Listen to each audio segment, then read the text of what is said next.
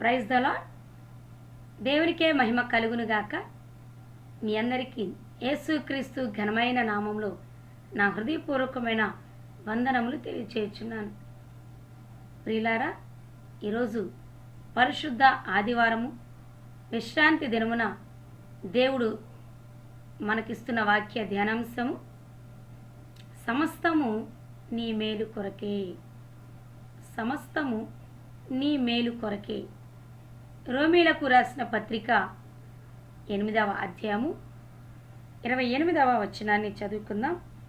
దేవుణ్ణి ప్రేమించు వారికి అనగా ఆయన సంకల్పము చొప్పున పిలువబడిన వారికి మేలు కలుగుటకై సమస్తమును సమకూడి జరుగుచున్నవని ఎరుగుదుము. ప్రార్థన చేసుకుందాం. మహాపరిశుద్ధుడవు, ప్రేమ కలిగిన యేసయ్య, మీ పరిశుద్ధమైన బంగారు పాదాలకు వందనాలు, స్తోత్రాలు. మీరిచ్చిన వాక్య ధ్యానాంశాన్ని బట్టి మీకు కృతజ్ఞతాస్తుతులయ్యా. ఈ వాక్యము ద్వారా వింటున్న మా అందరితో మీరు మాట్లాడి మీరే మహిమ, ఘనత, ప్రభావములు పొందుకొనమని యేసయ్య అతి శ్రేష్టమైన నామంలో ప్రార్థించి వినయముగా వేడుకుంటున్నాము తండ్రి. ఆమేన్. ప్రియులారా, ఈరోజు ఈ వాక్య ధ్యానము ద్వారా పరిశుద్ధాత్మ దేవుడు మనందరితో మాట్లాడునుగాక. సమస్తము నీ మేలు కొరకేనని దేవుడి రోజున నీతో మాట్లాడుచున్నారు. ఇక్కడ వాక్య భాగంలో మనం చూసినట్లయితే దేవుణ్ణి ప్రేమించు వారికి అనగా ఆయన సంకల్పము చొప్పున పిలువబడిన వారికి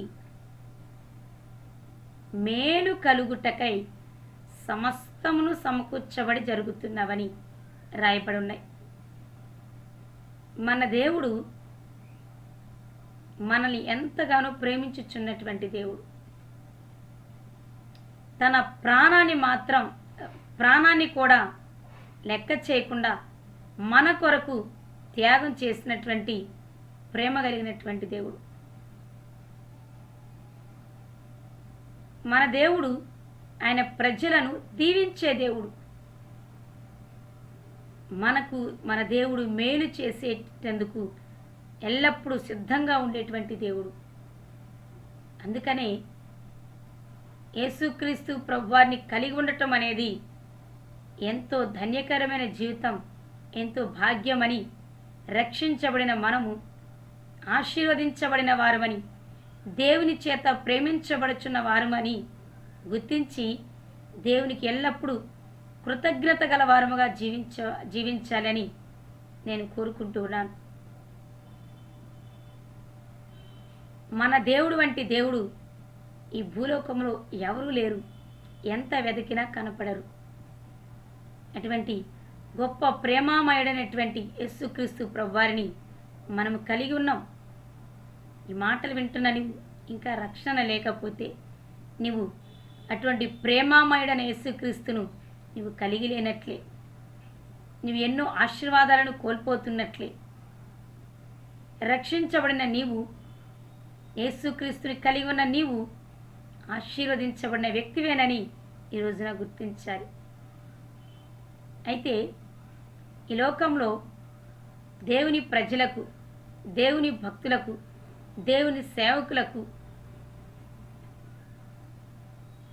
సమస్తము మేలు కొరకే సమకూర్చబడతాయి అని దేవుడి రోజున మాట్లాడుతున్నారు. ఏది జరిగినప్పటికీ అది మేలు కొరకే జరుగుతుందే తప్ప కీడు కొరకు, శాపమును బట్టి కాదు అని ఈ రోజున పరిశుద్ధాత్మ దేవుడు మనతో మాట్లాడుతున్నారు. కొన్నిసార్లు, కొన్ని సమయాలలో దేవుని ప్రజలకు శ్రమలు వస్తాయి, అవమానాలు వస్తాయి, నిందలు వస్తాయి, దూషణలు వస్తాయి. అంతేకాదు కొన్ని నష్టాలు కూడా వాటిల్లుతాయి. అవి మన జీవితంలో కీడుగాను, శాపంగాను అనిపిస్తూ ఉంటాయి. అయితే ఏ శ్రమ అయినా, ఏ ఇరుకు అయినా, ఏ ఇబ్బంది అయినా అది కీడుగా, శాపంగా అనిపించినా సరే అది మనకు కొంతకాలం నష్టాన్ని కలిగించినా సరే తరువాత అవన్నీ కూడా మనకు మేలుకరముగా జరగటానికే వచ్చినవి అని, మన మంచి కొరకే జరిగాయి అని, మనము దీవించబడటానికే జరిగాయి అని ఖచ్చితంగా దేవుని బిడ్డలమైన మనము గుర్తించాలి. అందుకే దేవుని వాక్యంలో రాయబడి ఉన్నది, ఇప్పుడు దుఃఖించుచున్న మీరు ధన్యులు, రేపు మీరు నవ్వెదరు అని వాక్యం తెలియపరుస్తుంది. అంటే దుఃఖపడివారు ధన్యులు, వారు ఓదార్చబడతారు.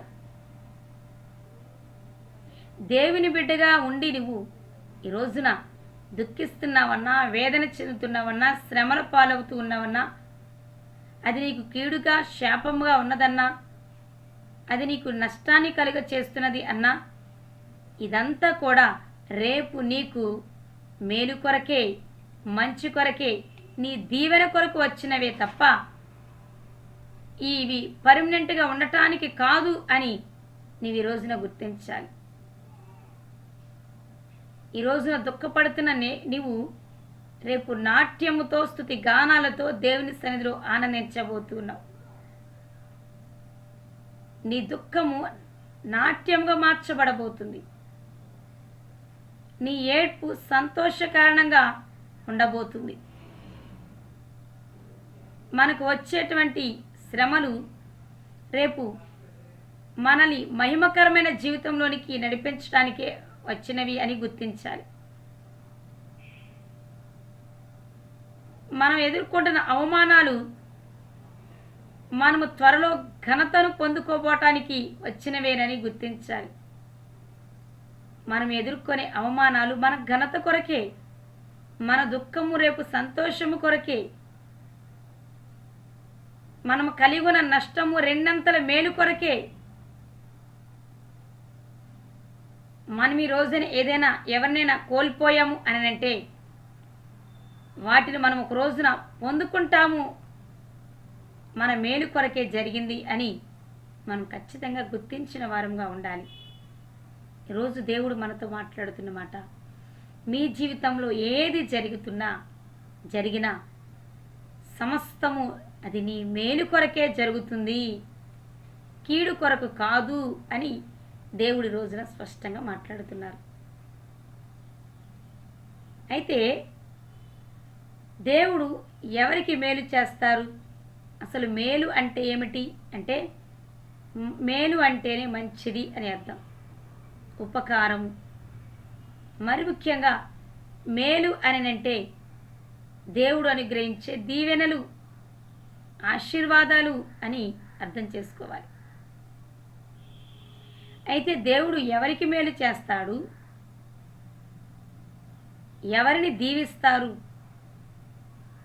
అని అంటే వాక్యంలో మనం చదువుకున్న రీతిగా దేవుణ్ణి ప్రేమించే వారికి, ఆయన సంకల్పంలో పిలువబడిన వారికి, దేవుడు మనల్ని రక్షించుకున్నారు అని అంటే, నీవు రక్షించబడిన వ్యక్తివిగా ఉన్నావు అంటే దేవుడు తన సంకల్పంలో నిన్ను ప్రేమించినందు వలననే నిన్ను ఏర్పరచుకొని ఈ రోజున రక్షించుకొని ఉన్నారు.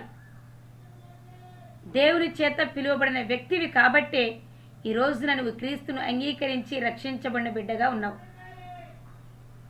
దేవుని చేత ప్రేమించబడ్డావు కాబట్టే ఈ రోజున రక్షించబడిన వ్యక్తిగా ఉన్నావు.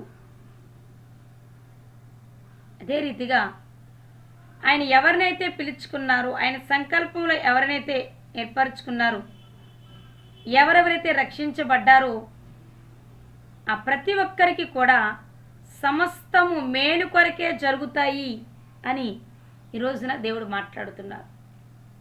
ప్రస్తుతము వారికి శ్రమగా ఉన్నా, ఇబ్బందిగా, ఇరుకుగా ఉన్నా అది రేపు వారి మేలు కొరకే జరగబోతుంది అని దేవుడి రోజున మాట్లాడుతున్నారు. అయితే ఎవరికి దేవుడు మేలు చేస్తారు అంటే ఫస్ట్ మనం గుర్తుంచుకోవాలి, దేవుని యందు భయభక్తులు కలిగిన వారికి దేవుడు మేలు చేస్తారు అని దేవుని వాక్యంలో రాయబడి ఉన్నది. దేవునికి ఎవరైతే భయపడతారో వారే దేవుణ్ణి ప్రేమించుచున్నవారు. దేవుని యందు భయము భక్తి కలిగి జీవించుచున్న వారే దేవుణ్ణి ప్రేమించుచున్నవారు. దేవుణ్ణి ప్రేమించడం అనంటే దేవుని ఆజ్ఞల మార్గాన నడవటమేనని యోహాను సువార్త 14వ అధ్యాయం 21-23లో రాయబడి ఉన్నది. నా మాట ఎవరైతే విని దాని ప్రకారం చేస్తారో వారే నన్ను ప్రేమించుచున్నవారు. నా ఆజ్ఞల మార్గాన్ని ఎవరైతే నడుస్తున్నారో వారే నన్ను ప్రేమించుచున్నవారు అని దేవుని వాక్యం తెలియపరచబడుతుంది. దేవుని యందు భయభక్తులు కలిగిన వారు, దేవునికి భయపడేవారు, దేవుని ప్రేమించుచున్నవారు, దేవుని ఆజ్ఞల మార్గాన నడుచుచున్న వారికే దేవుడు సమస్తాన్ని మేలు కొరకు మార్చుతారు. వాక్యంలో రాయబడిన ప్రకారము దేవుని యందు భయభక్తులు కలిగిన వారి కొరకు ఆయన దాచించిన మేలు ఎంతో గొప్పది. అలాగే దేవుణ్ణి ప్రేమించే వారి కొరకు ఆయన సంకల్పము చొప్పున పిలువబడిన వారికి ఆయన చేసేటువంటి మేలులు కంటికి కనబడవు, చెవికి వినబడవు, మనుష్య హృదయానికి గోచరము కావు అని కొరింథీయులకు రాసిన 2వ పత్రిక 2వ అధ్యాయం 9వ వచనంలో రాయబడి ఉన్నది. దేవుణ్ణి ప్రేమించుచున్న వారి కొరకు దేవుడు సిద్ధపరిచేవి ఈ లోకానుసారంగా జీవించుచున్న వారికి మాత్రం అర్థం కాదు, కానీ ఆయన దాచించిన మేలులు ఆయన బిడలకు ఖచ్చితంగా అర్థమవుతాయి. ఆయన ఆత్మ కలిగిన వారికి స్పష్టంగా దేవుడు బయలుపరుస్తారు. అలాగే ద్వితీయోపదేశకాండము 28:1 నుంచి చదువుకున్నట్లయితే, నా మాట శ్రద్ధగా విని నా ఆజ్ఞల ప్రకారం జీవించుచున్న వారిని సమస్త జనముల కంటే నేను హెచ్చిస్తాను, ఆశీర్వదిస్తాను, మేలు చేస్తాను అని అక్కడ ఎన్నో రకాలైనటువంటి మేలులను, దీవెనలను గురించి దేవుడు మాట్లాడటం జరిగింది. కాబట్టి ప్రియులారా, దేవుడు ఎవరికి మేలు చేస్తారు అంటే దేవుణ్ణి ఎవరైతే ప్రేమిస్తున్నారో వారికి. దేవుని యందు భయభక్తులు కలిగి ఎవరు జీవిస్తారో వారికి. దేవుని ఆజ్ఞల మార్గాన్ని ఎవరైతే నడుస్తారో వారి కొరకు సమస్తము దేవుడు సిద్ధపరిచి మేలు కొరకే వాటిని జరిగిస్తారు అని వాక్యం తెలియపరచబడుతుంది. దేవుని ప్రేమించే వారికి, దేవుని ఆజ్ఞల మార్గాన్ని నడిచే వారికి, దేవుని యందు భయభక్తులు కలిగి ఆయనకు మాత్రమే భయపడి జీవిస్తున్నటువంటి వారి కొరకు దేవుడు సమస్తము మేలు కొరకే సిద్ధపరుస్తారు. అయితే దేవుడు చేసేటువంటి మేలులు ఎటువంటివి? దేవుడు దీవించే విధానం ఎలా ఉంటుంది?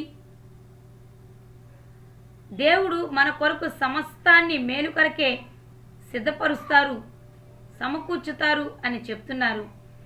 ఆ మేలులు ఏమిటి అని గనక మనం ఆలోచన చేస్తే, ప్రియమైన దేవుని బిడలారా, ఒకటి, ఆయన చేసే మేలు ఆయన ప్రజలను, ఆయన భక్తులను విస్తరింపచేస్తారు. ద్వితీయోపదేశకాండము 30వ అధ్యాయము 5వ వచనాన్ని మనం చదువుకున్నట్లయితే, ఆయన నీకు మేలు చేసి నీ పితరుల కంటే నిన్ను విస్తరింపచేయును, మరియు నీవు బ్రతుకుటకై నీ పూర్ణ హృదయముతోనూ నీ పూర్ణ ఆత్మతోనూ నీ దేవుడైన యెహోవాను ప్రేమించినట్లు నీ దేవుడైన యెహోవా తనకు లోబడుటకు నీ హృదయమునకును నీ సంతతి వారికి హృదయమునకును సున్నతి చేయును అని రాయబడి ఉన్నది. హృదయపూర్వకముగా దేవుణ్ణి ప్రేమిస్తేనట నిన్ను, నన్ను, మనలని మన పితరుల కంటే హెచ్చుగా మనల్ని విస్తరింప చేస్తానని దేవుడు మాట్లాడుతున్నారు. మొట్టమొదట దేవుడు మనకు చేసే మేలు ఏమిటి అని అంటే, మనల్ని, మన సంతానాన్ని దేవుడు విస్తరింపచేస్తారు.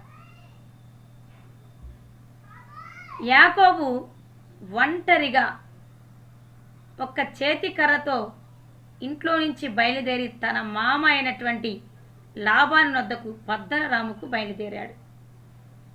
ఒంటరిగా బయలుదేరాడు. దేవుడు యాకోబును తన సంకల్పం చొప్పున ఏర్పరచుకుని ఉన్నారు. దేవుడు యాకోబుని ఎంతగానో ప్రేమించడం వలన ఒంటరిగా వెళ్ళినటువంటి యాకోబు అక్కడి నుండి తిరిగి వచ్చేటప్పుడు గొప్పగా అతని సంతానము అతను విస్తరించబడిన స్థితిలో తన స్వదేశానికి తిరిగి వచ్చాడు. ఒంటరిగా వెళ్ళినటువంటి యాకోబు 12 మంది సంతానముతో, దాసదాసీలతో, 2 భార్యలతో విస్తరించబడిన స్థితిలో, వ్యాపించబడిన స్థితిలో స్వదేశానికి తిరిగి వచ్చాడు. అలాగే ఇశ్రాయేలీలు యాకోబు సంతానము యోసేపు ఉంటున్న కాలంలో ఐగుప్తుకి వెళ్ళినది 70 మంది మాత్రమే. అయితే దేవుడు ఐగుప్తులో నుండి వారిని విడిపించిన సమయానికి ఇశ్రాయేలీలు ఎక్కువ మందిగా విస్తరించబడటం జరిగింది. యాకోబు ఒంటరిగా ఉన్న అతని ద్వారా 12 గోత్రాలను దేవుడు తీసుకుని వచ్చి అతని సంతానాన్ని విస్తరింపచేశాడు. అలాగే మనము గమనించినట్లయితే నిర్గమకాండము 1వ అధ్యాయము 16 నుండి చదువుకుంటే, ఒకసారి ఫరో చక్రవర్తి ఒక శాసనం చేయడం జరిగింది. ఒక ఆజ్ఞ జారీ చేశారు. మోషే జన్మించిన కాలంలో, ఆ సమయంలో హెబ్రీలకు పుట్టినటువంటి మగపిల్లలందరినీ హతమార్చండి అని అక్కడ ఉన్నటువంటి మంత్రస్థానులకు దేవుడు ఆ యొక్క ఫరో ఆజ్ఞ ఇచ్చినప్పుడు, ఆ మంత్రస్థానులట దేవునికి భయపడి ఫరో ఆజ్ఞను విసర్జించి ఆ హెబ్రీ స్త్రీలకు పుట్టిన మగబిడ్డలను బ్రతికించినందువలన దేవుడు ఆ హెబ్రీ స్త్రీలను, వారి సంతానాన్ని ఎంతగానో విస్తరింపచేసినట్లుగా మనము వాక్య భాగంలో చూస్తాం. నిర్గమకాండము 1వ అధ్యాయము మనం చూసినట్లయితే, నిర్గమకాండము 1వ అధ్యాయము 20వ వచనాన్ని చూసినట్లయితే 19వ వచనం నుండి, అయితే ఆ మంత్రసానులు దేవునికి భయపడి ఐగుప్తు రాజు తమకు ఆజ్ఞాపించినట్లు చేయక మగపిల్లలను బ్రతకనియగా, 20వ వచనంలో దేవుడు ఆ మంత్రస్థానులకు మేలు చేశాను. ఏ మేలు చేశారు దేవుడు అని అంటే, అదే 20వ వచనంలో, ఆ జనము మిక్కిలి విస్తరించి ప్రబలెను. ఆ మంత్రస్థానులు దేవునికి భయపడినందున ఆయన వారికి వంశాభివృద్ధి కలుగ చేశాను. మంత్రస్థానులు దేవునికి భయపడినందువలన దేవుడే ఆ మంత్రస్థానులను విస్తరించి ప్రబలేటట్లుగా, వారి సంతానాన్ని విస్తరింపచేసేటట్లుగా, వంశాభివృద్ధిని కలుగ చేసేటట్లుగా దేవుడు కార్యం చేశారు.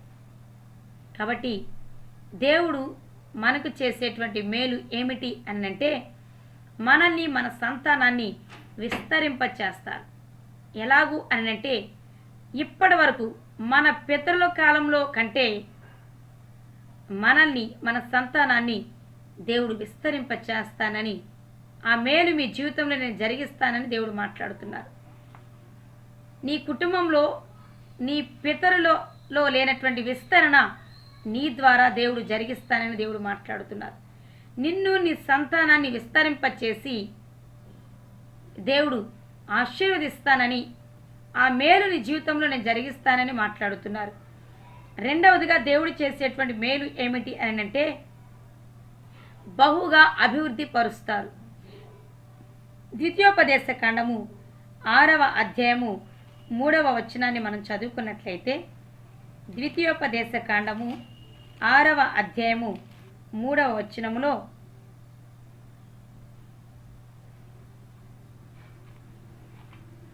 కాబట్టి ఇశ్రాయేలు, మీ పితరుల దేవుడైన యెహోవా నీతో చెప్పిన ప్రకారము పాలు తేనెలు ప్రవహించు దేశంలో మేలు కలిగి బహుగా అభివృద్ధి నొందునట్లు నీవు వాటిని విని అనుసరించి నడుచుకొనవలెను.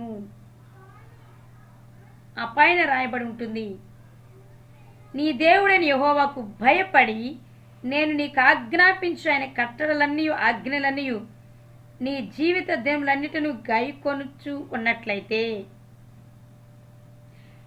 మేలు కలిగి బహుగా అభివృద్ధి నొందునట్లు ఈ ఆజ్ఞల మార్గాన నడువు అని దేవుడు మాట్లాడటం జరిగింది. ఇశ్రాయేలుతో దేవుడు అన్నారు, మీరు పాలు తేనెలు ప్రవహించు దేశంలో బహుగా అభివృద్ధి నొందినట్లు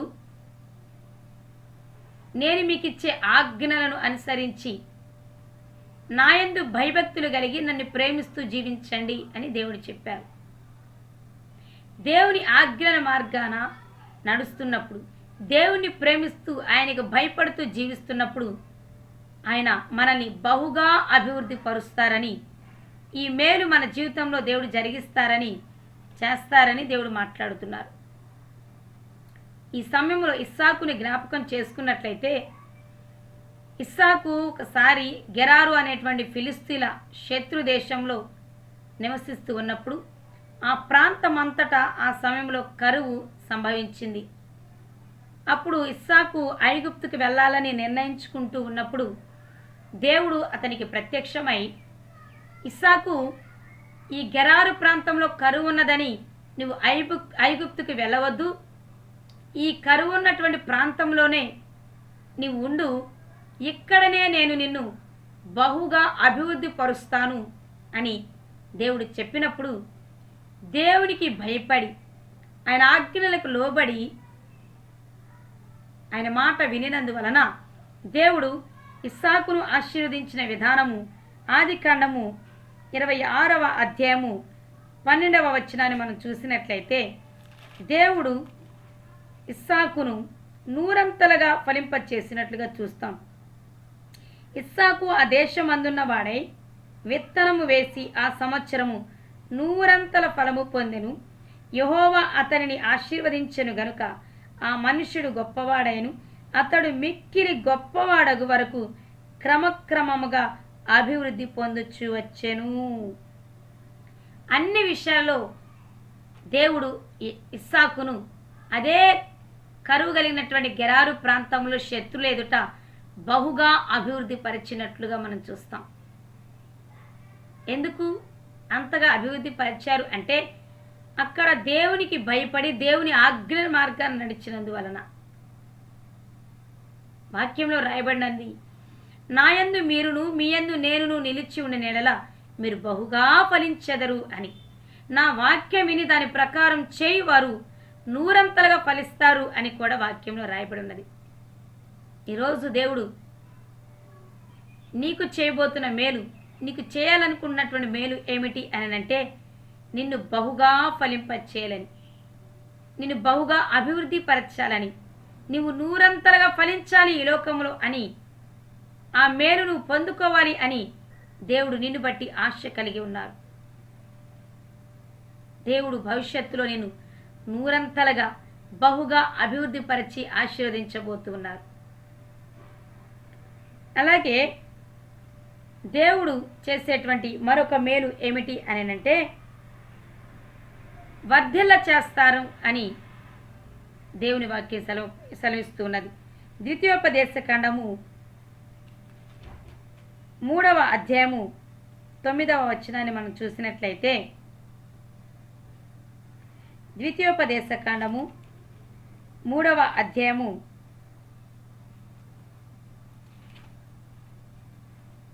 28వ అధ్యాయము 11వ వచనాన్ని చూస్తే, ద్వితీయోపదేశ కాండము 28:11 రాయబడినటువంటి మాట,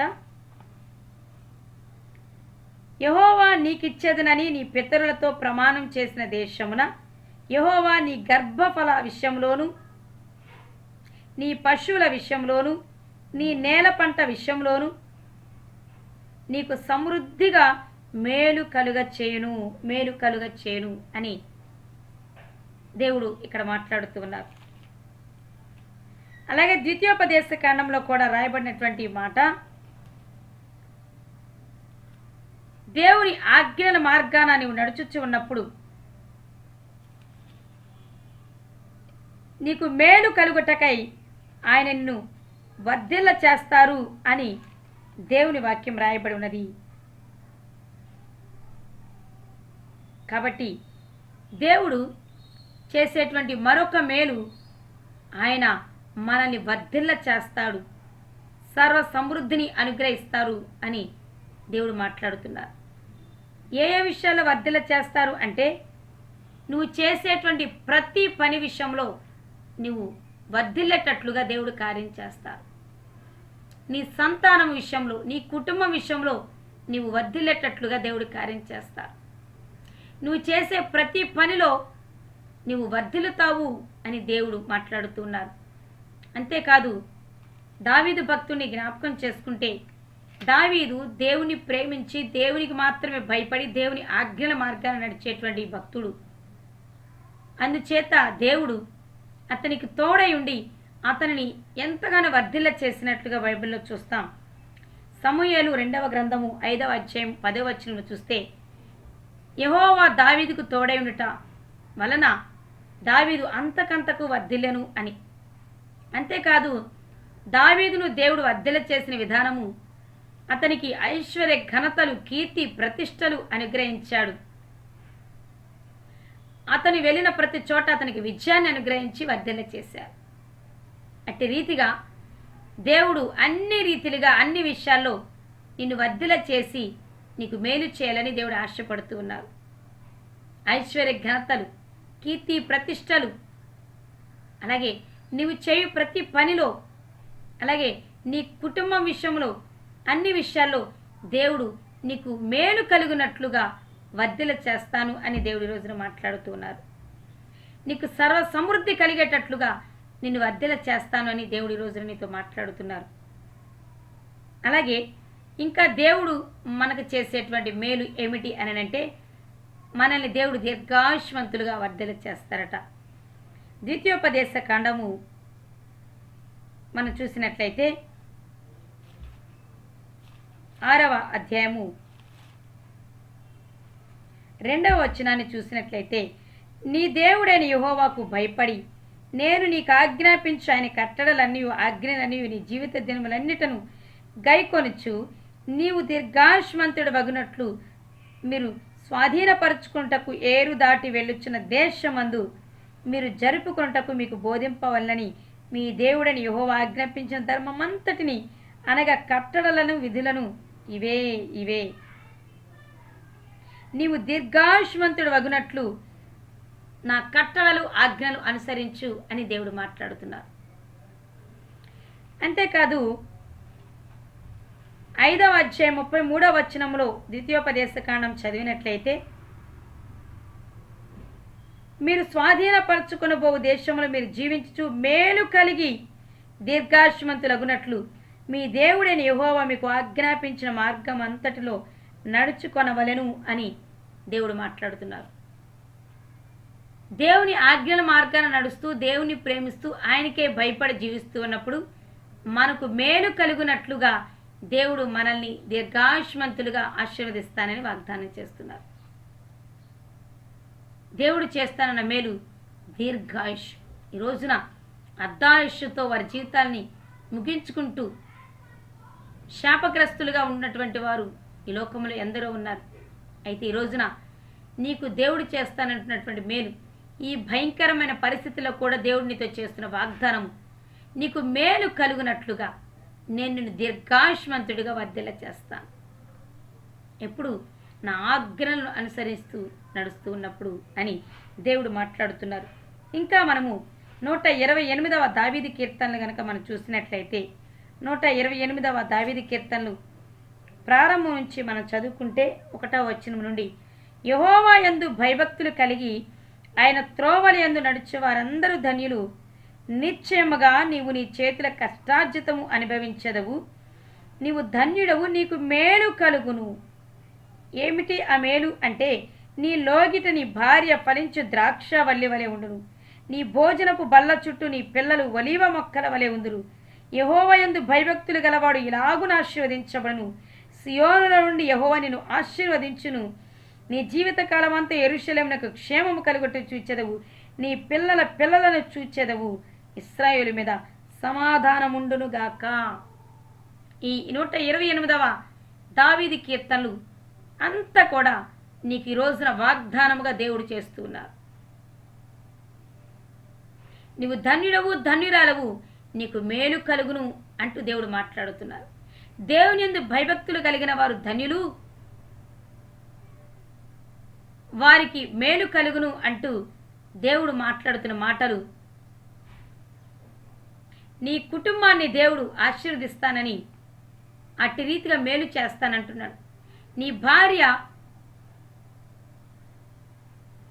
ఫలించు ద్రాక్ష వల్లి వలె ఉండేటట్లుగా, నీ పిల్లలు నీ భోజనపు బల్ల చుట్టూ ఒలీవ మొక్కలుగా ఉండేటట్లుగా, నీ చేతుల కష్టార్జితాన్ని నువ్వు హాయిగా అనుభవించేటట్లుగా, నీ పిల్లల పిల్లలను తరాలను నువ్వు చూసేటట్లుగా, నీ జీవితం అంతా క్షేమంగా సమాధానంగా ఉండేటట్లుగా దేవుడే సియోనులో నుండి నీకు మేలు కలుగునట్లుగా ఆశీర్వదిస్తాను అని ఈ రోజున మాట్లాడుతున్నారు. కాబట్టి నా ప్రియమైన దేవుని బిడ్డలారా, దేవుడు సమస్తమును మనకు మేలు కలిగేటట్లుగా చేస్తానని దేవుడు మాట్లాడుతున్నారు. భక్తుల జీవితాల్లో చూస్తే యోసేపు, దావీదు, మోషే, అబ్రహాము, యోబు భక్తుడు, వీళ్ళందరూ కూడా దేవుని ప్రేమించిన వారు, దేవునికి భయపడిన వారు, దేవుని యందు భయభక్తులు కలిగి జీవించిన వారు, దేవుని ఆజ్ఞాన మార్గాన నడిచిన వారే. దేవుడు కూడా వారిని ప్రేమించి వారి కొరకు సమస్తాన్ని మేలుకరంగా మార్చినట్లుగా చూస్తాం. భక్తులందరూ ప్రారంభంలో శ్రమల మార్గాన్ని నడిచారు. అయితే దేవుడు ఆ శ్రమలన్నిటినీ దేవుడు సమస్తము వారి మేలు కొరకే జరిగేటట్లుగా దేవుడు ఆ స్థితి అంతా మార్చివేసి వాళ్ళని వర్ధిల్ల చేశారు, దీర్ఘాయుష్మంతులుగా చేశారు, పోగొట్టుకున్నదంతా ఇచ్చారు, వారిని విస్తరింప చేశారు. అలాగే వారిని దీర్ఘాయుష్మంతుగా ఈ భూమి మీద వర్ధిల్ల చేసినట్లుగా చూస్తాం. వారిని బహుగా అభివృద్ధి పరిచినట్లుగా మనం ఈ లోకంలో చూస్తాం. కాబట్టి ఈరోజు నువ్వు శ్రమలో ఉన్నావా? నీకు వచ్చిన శ్రమ, నువ్వు ఎదుర్కొన్న శ్రమ, అట్టి పరిస్థితులు